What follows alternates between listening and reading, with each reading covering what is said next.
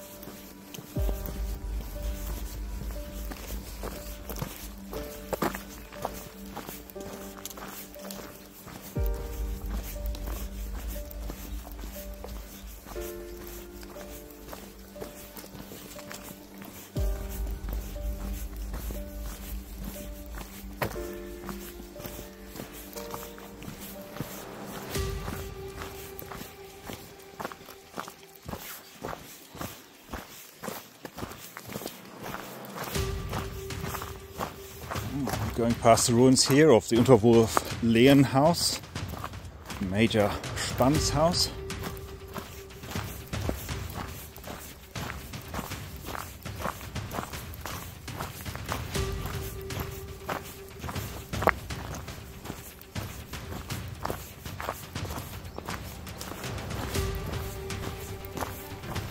In the distance there, of course, we have the Vatsman.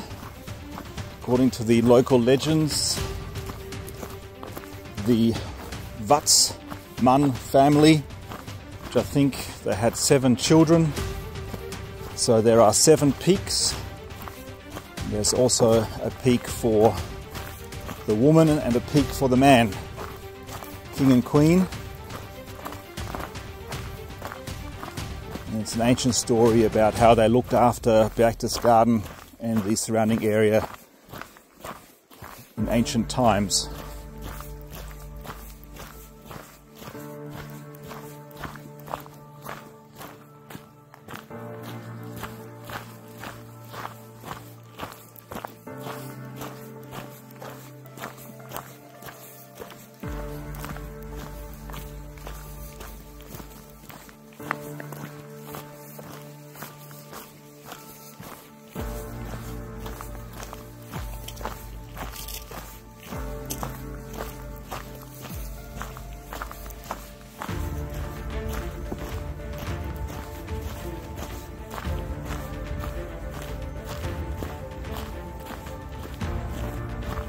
The most important political decisions were made by Hitler whilst undertaking this private walk.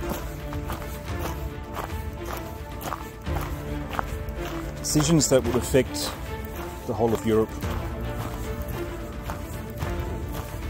and the world, of course.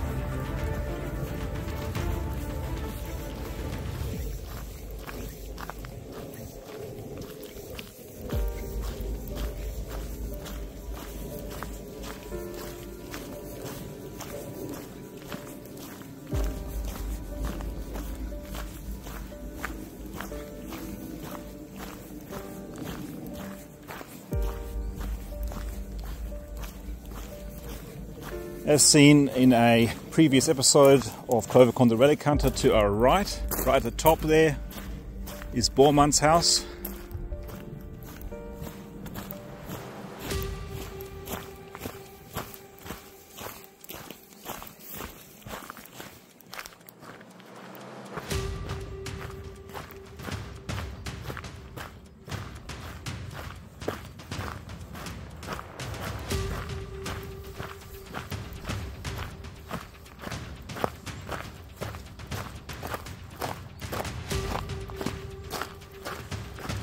The forest ahead of us now would have been part of Goering's forest where he hunted.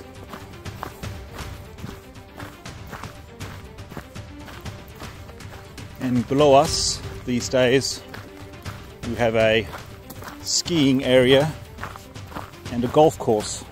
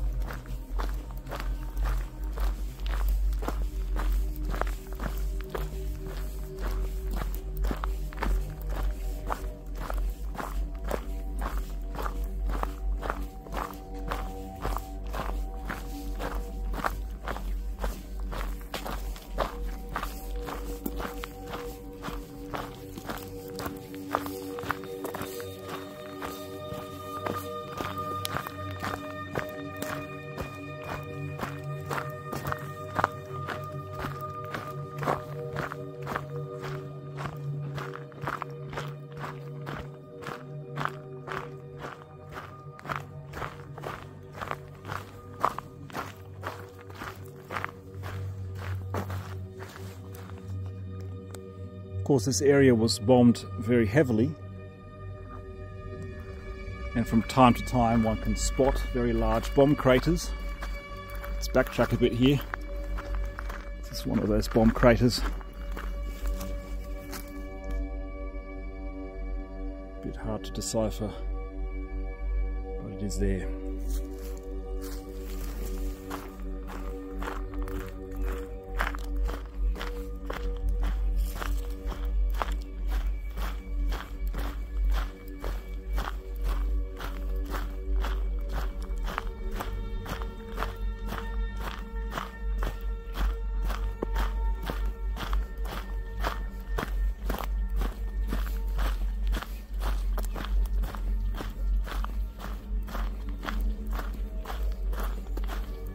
Some of the photos of the era show that Hitler would take sometimes larger parties on this walk, including some VIP lady guests. And for those not capable or not motivated to complete the walk, they would be chauffeured back by car to the Berghof.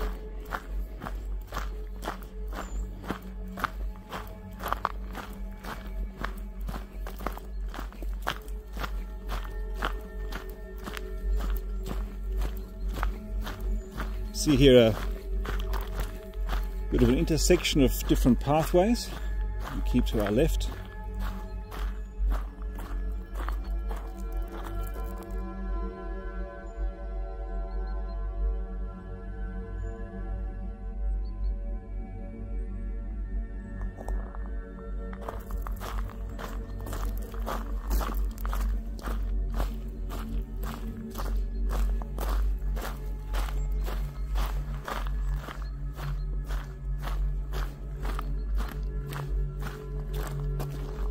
There are several versions of this walk that Hitler undertook.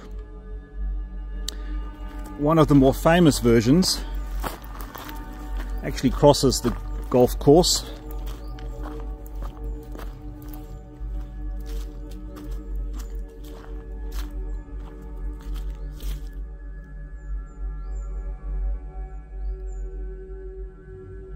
And we may come back that way.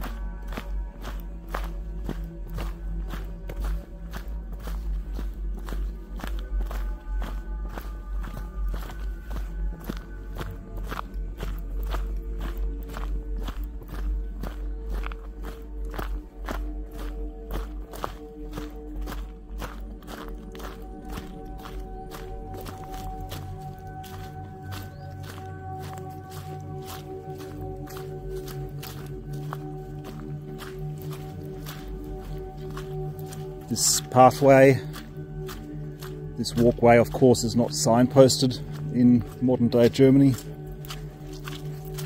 and I hope all the viewers of this channel appreciate coming on this journey with me today, the same way that the Führer and entourage would have done so 100 years ago.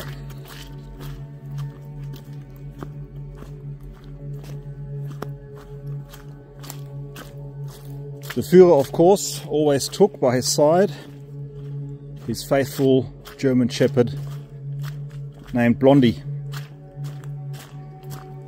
And without question, all of the photos taken of the Führer on this walk had Blondie by his side.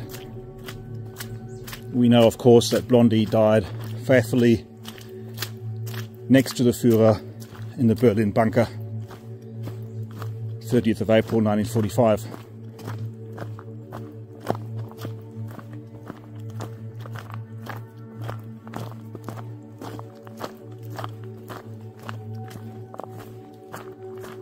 We will just take a moment here to take a left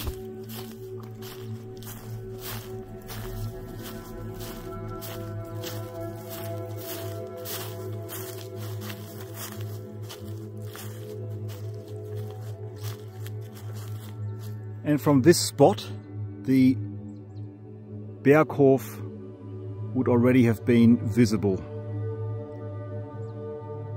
Right at the top we have, of course, the Eagle's Nest, the Klovekorn House, built for Hitler's birthday by Martin Bormann, a gift of the state for their Führer.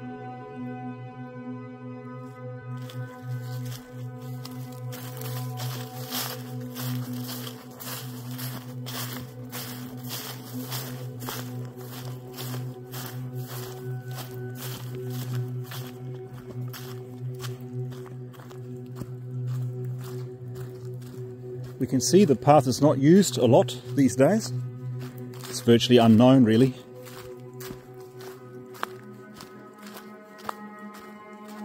But one can still see the outline of the path with the width just wide enough to take Hitler's Mercedes.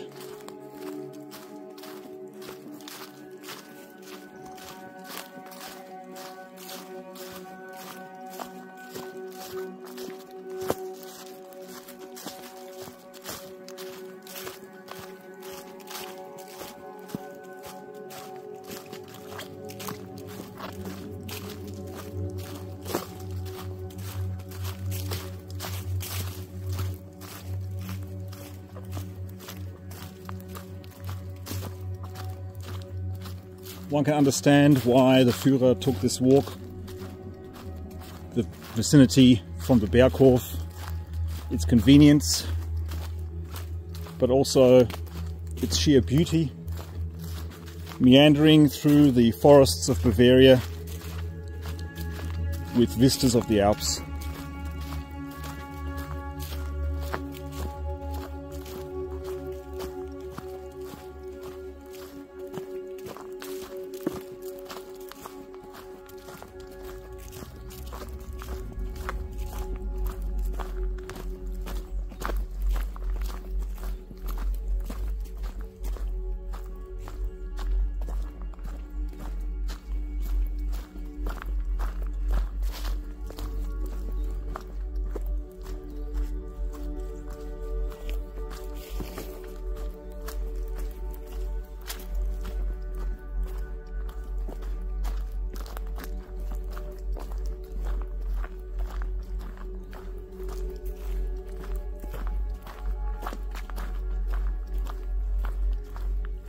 We can certainly see here by the fallen trees that the council does not maintain this old track.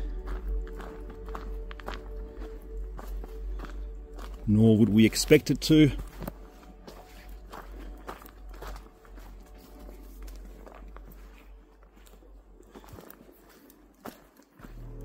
And it just shows us the ancient pathway this really is, and what significance it has for World War II.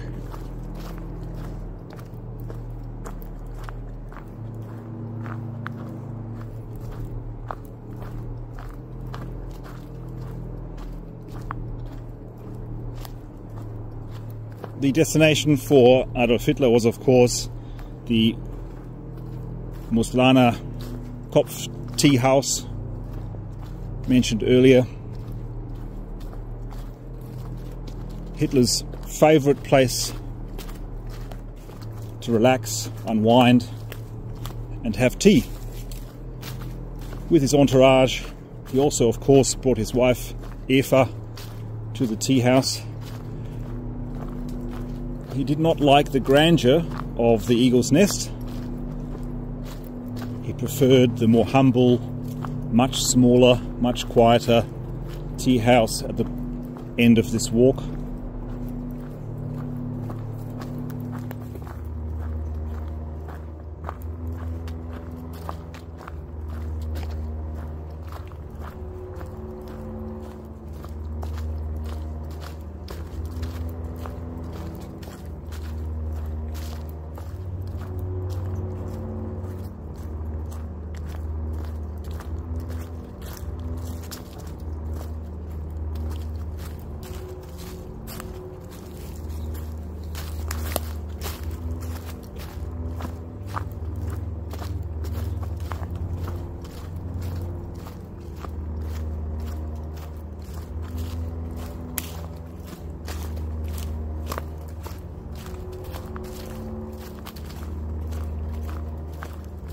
With over 50 assassination attempts of the Führer, all of them unsuccessful, of course, the Leibstandarte SS Adolf Hitler would have been in very close quarters to the Führer at all times, as well as a contingent of Leibwache SD or Sicherheitsdienst.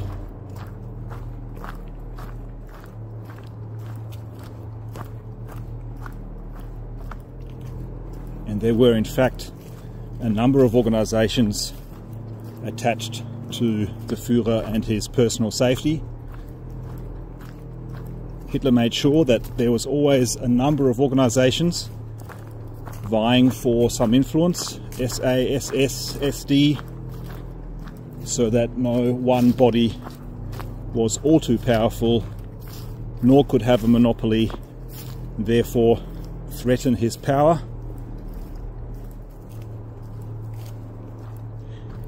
This is probably the most famous scene from Adolf Hitler's walk.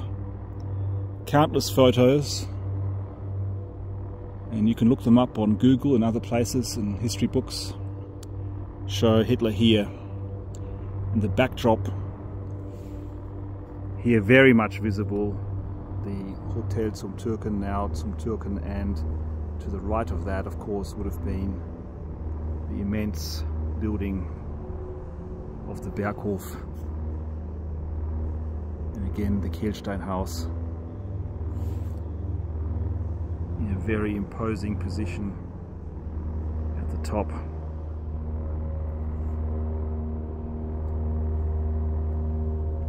Which means we must be getting very close to Hitler's favorite tea house.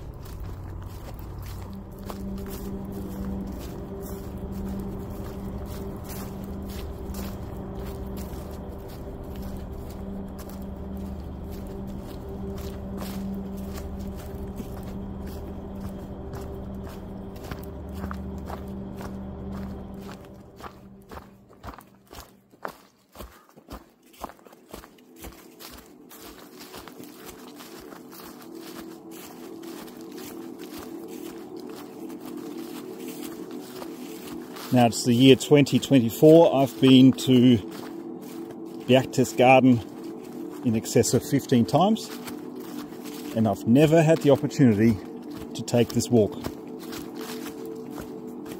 And I'm very happy to be doing so with my wife.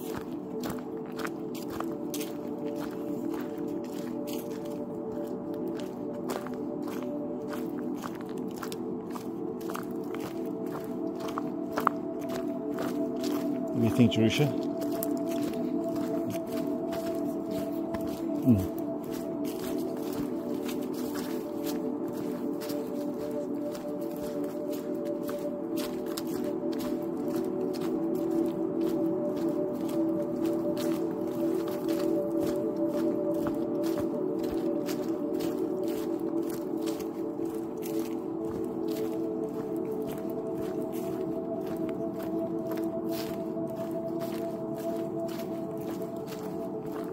Some of you probably won't believe me when I say it's the first time I've done this walk.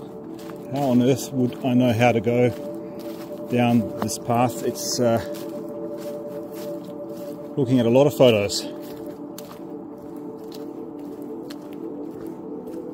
And here we are, again, one of the very famous locations. Many photos of Hitler here at this spot. The railing is not the original railing.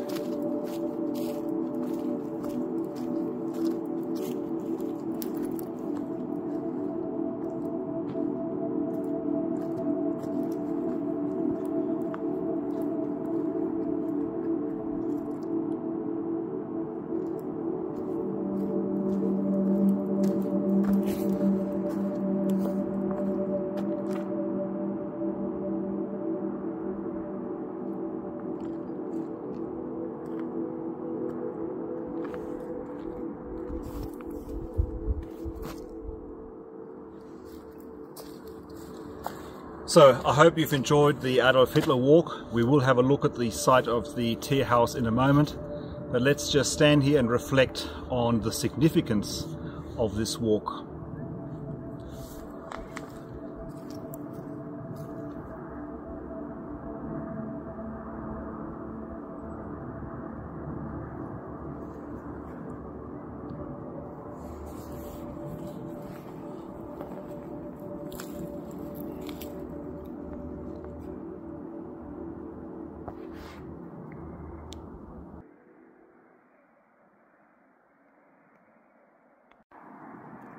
Many of you will be aware of the many photos that were taken of Adolf Hitler in this location, and I have taken on one of those poses.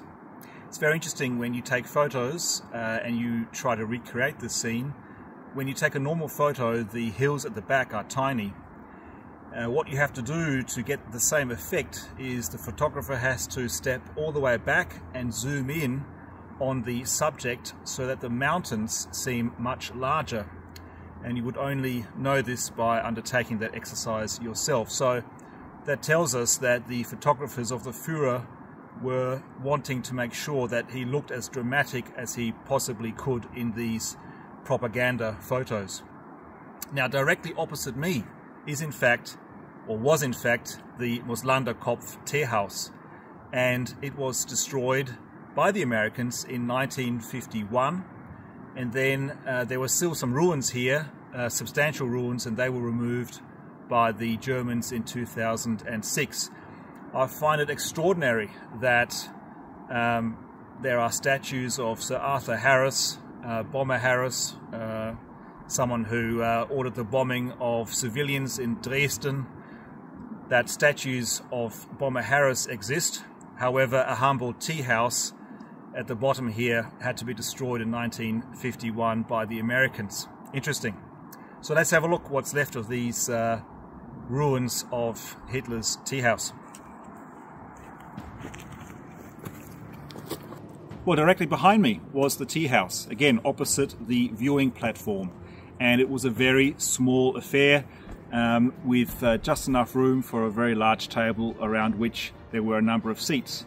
And there is a very famous photograph of Adolf where he has his eyes closed just for a moment, and that photograph is often mistakenly used for a death photograph of Adolf Hitler, and it's not a death photograph of him, of course, nor is it him sleeping. He just has his eyelids closed for a very short time in a very comfy chair in this location.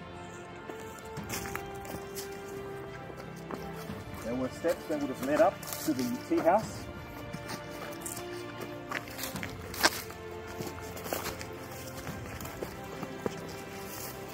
And approximately in this location there was a very large table where the Führer had tea with Eva and his dignitaries and friends.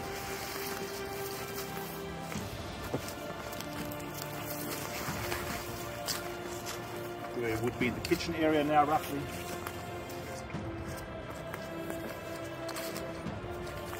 And we can see here some of the remaining foundations that are still here. And in a moment we'll go down there and show you what's left.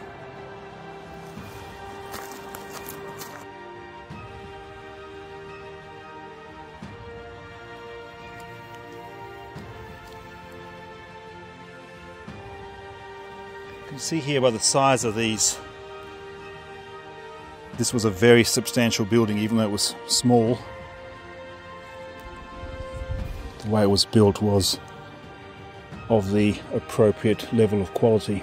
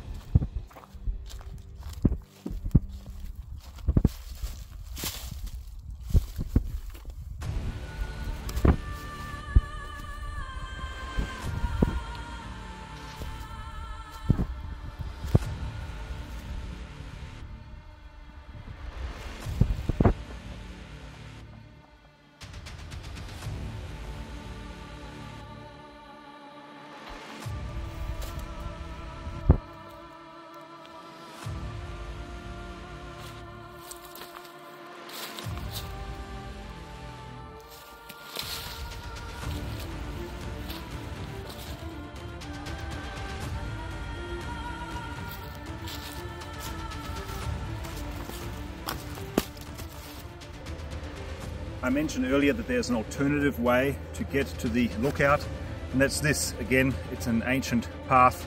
You can see how it's cut into the hillside here, and to your right, just on that side, would have been the Berghof.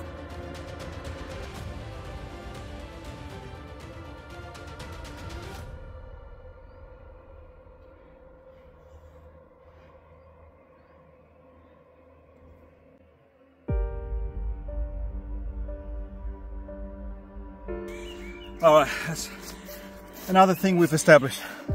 There's no way that the Führer would have walked back to the Berghof, okay? It is very, very challenging, particularly when he was relatively frail towards the end of his life.